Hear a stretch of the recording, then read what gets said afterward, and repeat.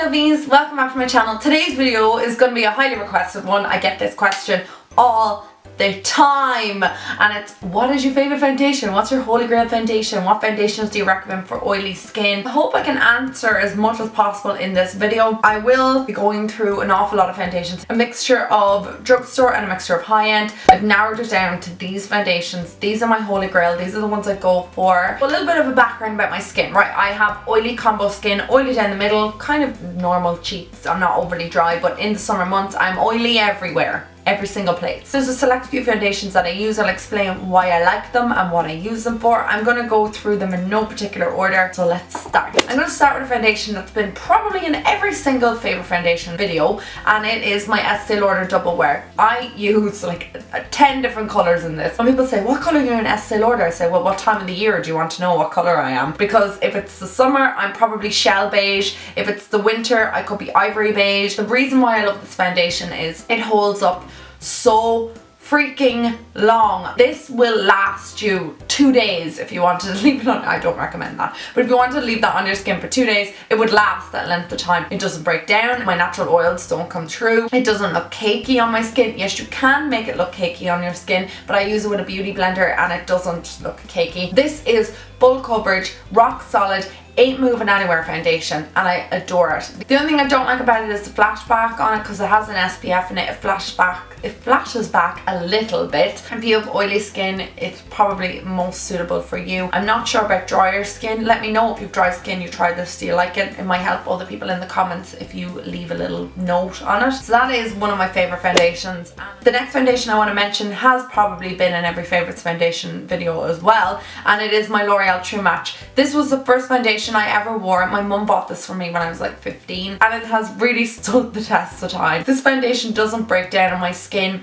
It's very sheer coverage but really buildable, unlike the Estee Lauder, which is like full coverage. This is one of the foundations that I constantly go back to. It's one that I wear to work if I want like a light foundation, nothing too heavy or cakey on my skin. This is the one that I will go for. This sets fantastically well. It doesn't budge or it doesn't fade or melt on my skin. It holds up against my oils. I absolutely love it. The only thing I'm finding is during the summer months, it's not holding up as well as some other foundations, but this foundation is just my ride or die. I love it. I've always repurchased this. I always have it in my collection. I range from W3 all the way up to W6, maybe W7, depending on the time of the year again. And this is a foundation I recommend to beginners as well. Like if you're just getting into foundation, you want to branch away from your BB creams, go with the True Match. It's easier to apply on the skin and it's not really overly full coverage either. Next foundation I want to mention is the Lasting Finish 25-Hour Foundation. I'm in the colour 203 True Beige. This does not, I believe, have an SPF in it. It doesn't say that it does, whereas the other two foundations do. So this is the first foundation I'm mentioning today that doesn't have an SPF in it. It's really affordable. It's only like €6 or €7. Rimmel have like great foundations, but this is definitely my favourite. This foundation is great. It lasts all day. It will break down a little bit quicker than my True Match, I will say that, and it breaks down a little bit quicker than the next foundation I'm going to mention, but it does wear for so many hours and it gives me a nice coverage without being too extreme on my skin, like looking like I have a lot of foundation on. The next foundation I want to talk about, oh, I love this foundation. This is my INGLOT HD foundation. This is definitely most suitable for people with oily skin. If you have dry skin, I've heard that it's not the best to use because it can cling to dry patches. It doesn't do that to me, obviously, because I have no dry patches on my skin. This lasts for a ridiculously long length of time. This is a foundation I'll wear on nights out because it has no SPF in it, so when I'm taking pictures with my friends, there's no bounce back. This is a foundation that I would probably wear if I was going to like a wedding or something like that and there was going to be a lot of pictures been taken. It's good for photography, it's good for it on camera, it looks amazing, and that's kind of a big thing for me as well about foundations. If they don't look good on camera, I'm not going to use them again because I want my foundation to look good on camera as well as out in real life, because camera shows up every imperfection you have. Like every single imperfection I have, the camera will show it up. I don't use any filters or anything like that on my camera, so you will see every lump and bump on my skin, and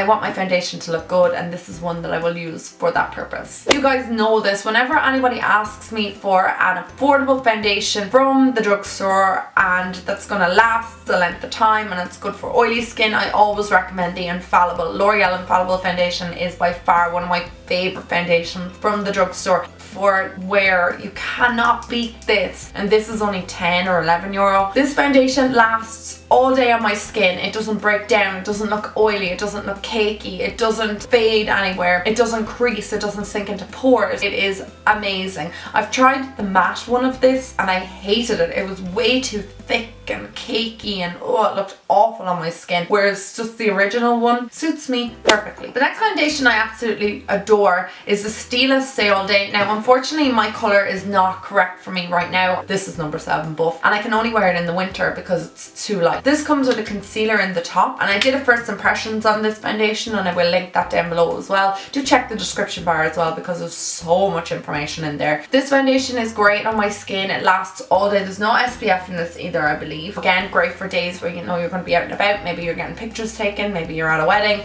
maybe you're going on a night out with your friends, maybe you're at a festival, you know you're going to be taking lots of pictures. This is the foundation for you. It's really long wearing. It's a little bit thicker than the other foundation. Even though the Estee Lauder is described as like a really full coverage, it's not thick. It's like a thinner consistency, whereas this is thick. Like you can see that there. This foundation is not liquidy at all. It doesn't feel thick on your skin. You need the tiniest amount and it spreads so evenly. It looks great on camera as well. I love it. I just wish that I had my colour in it because I can't wear it during the summer months. I'm way too dark for it right now. So I must get my right colour in it. The next foundation I want to mention, oh my god, this is only a recent purchase of mine. Well, I would say recent, like I only got it maybe in March. And I have a first impressions on this as well if you want to see how I got on with this. I love this foundation. This is my NARS Sheer Glow. I'm in the colour Barcelona. I wear this on nights out. I can wear this during the day. There's no SPF in this either. This foundation doesn't bounce back on my skin. It lasts all day. It's a lot more runny than the last foundation, the Stila one. It's very similar in consistency to the True Match. They're almost like dupes for one another. I adore this foundation. I cannot stress how much I love it. Do not love the price point. I think it's 40 something euro. That kind of bums me out about it, but the colour selection is amazing. This wears so well on my skin. You think when it says Sheer Glow that it's going to be like a very light application and very glowy, and for an oily girl you're like, oh, I don't want to use you. It doesn't look like that in the skin at all. It gives you a dewy complexion without looking oily. You just look fresh and youthful. It doesn't like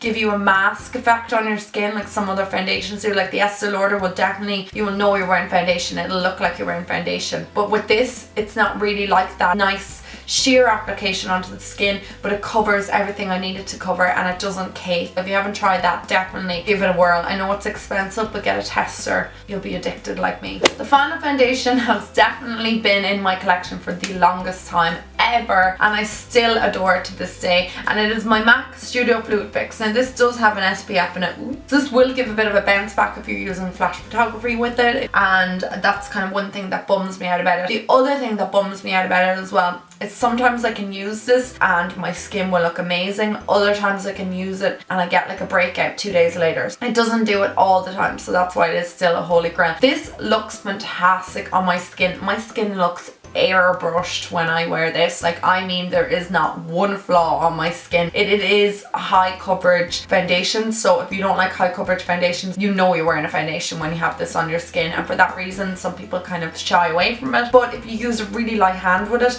and you use something like a beauty blender to apply it, look at the dirt in mine, it will look really nice on the skin. This lasts all day and it looks as good when I put it on in the morning as it does when I take it off at night. The only thing about this is it does oxidize a little, but I'm an NC37 in this, and when I put it on I'm like, ah, I'm yellow, and then after 2 minutes it kind of tones down, oxidizes a little and changes into your natural skin tone. Okay guys, thank you so much for watching my favorite foundations. I hope you found a foundation that maybe you would like to try. Please let me know. I have a load of other like foundations that I love, but they're not holy grail. This is my holy grail foundations. These are the foundations, as soon as they're gone I'm like, I need to buy another one. They perform amazingly well on my skin. Doesn't mean because I have oily skin that they're not going to work for you. If you have dry skin, let me know. Like, and again, write in the comment section below, help other people out, because I love to see people helping each other out in my comments. It makes my day. Thank you so much guys for watching. I hope you enjoyed this video. Give it a thumbs up if you did, and if you're not already, please subscribe. I would love that. I would love you to come and join my little clan, and I'll talk to you in my next one. Mwah.